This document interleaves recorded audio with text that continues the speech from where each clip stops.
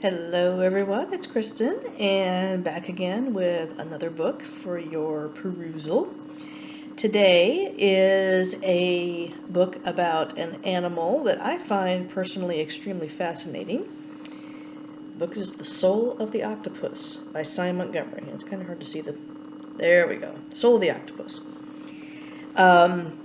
If any of you have ever been to an aquarium, especially if you've been to the Monterey Bay Aquarium, you've seen the giant Pacific octopus they have there. They're incredible creatures.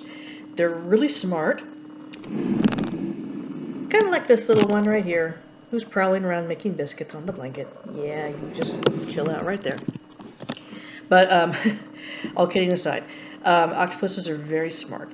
And one of the favorite stories I've heard about them actually came from the Monterey Bay Aquarium, where a security guard one night about 2 in the morning found water on the floor.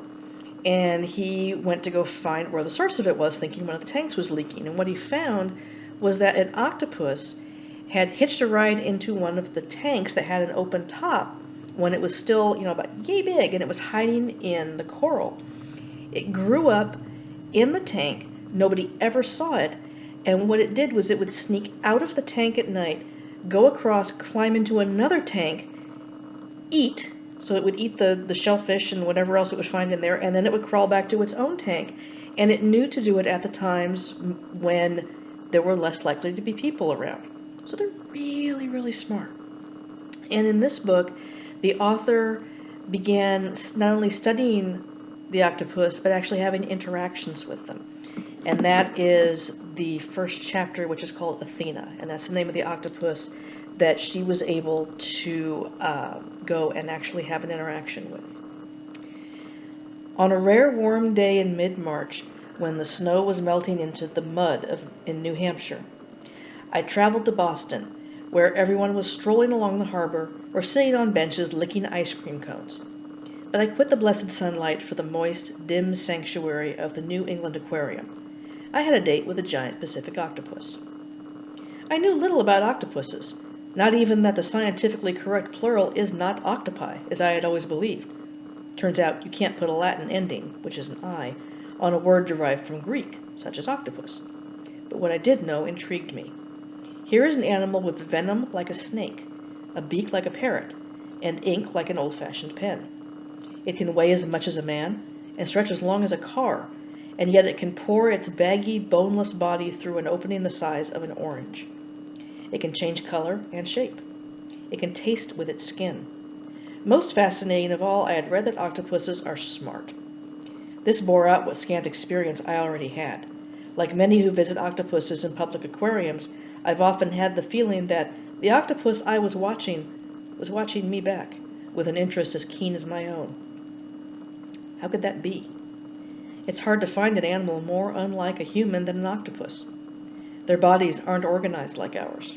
We go head, body, limbs. They go body, head, limbs.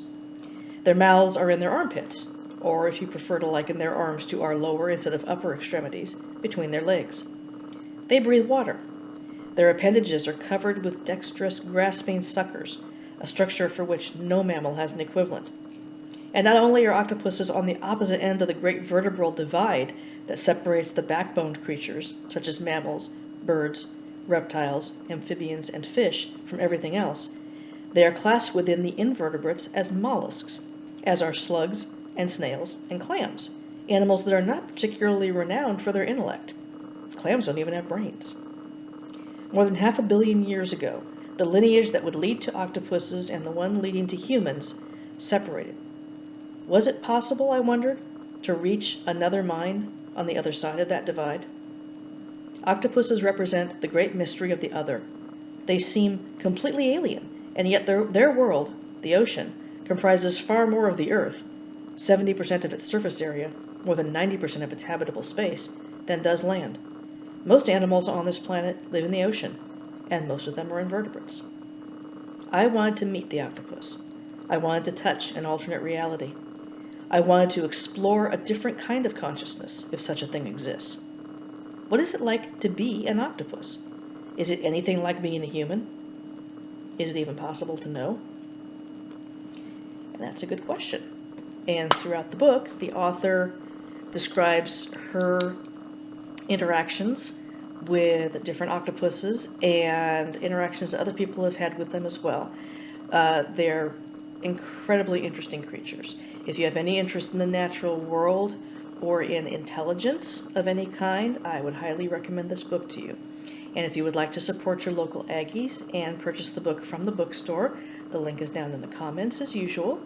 And so we're going to wrap it up for this week. Please stay safe. Stay 6 feet apart from people. We still have to, keep up our physical distancing and think of other people. Wash your hands, wear your mask, and we'll see you next time.